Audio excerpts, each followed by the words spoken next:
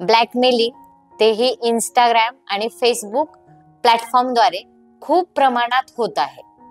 आणि आता लहान मुलांपासून म्हणजे अगदी 5th स्टँडर्ड पासून ते 12th पुढे तर विषयच नाही, म्हणजे 8, 9, 10 ची मुलं या ब्लॅकमेलिंग मध्ये खूप भरडली जात आहेत. कारण यांचा आयडी हा इतर मुलांकडे जातो, मुलींकडे जातो.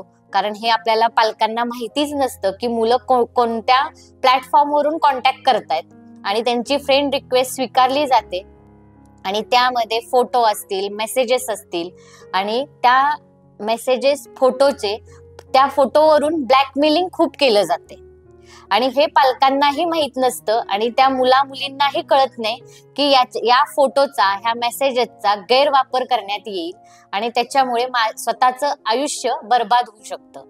आणि जेव्हा त्यांच्या लक्षात येतं तेव्हा ती वेळ गेलेली असते आणि कोणाला सांगायचं आणि यातून कसं बाहेर पडायचं हे त्या मुलांना कळत नाही. तर मला पालकांना एक रिक्वेस्ट आहे की आपल्या मुलाच्या जेव्हा हातात फोन असतो त्याच्याकडे त्यांनी इंस्टाग्राम ओपन केलंय का, फेसबुक ओपन केलंय का, त्याचा आयडी काय आहे हे त्यांना मुलांना बदलता येतो किंवा ते सतत बदलत असतात, तुम्हाला तो पासवर्ड मिळत नाही.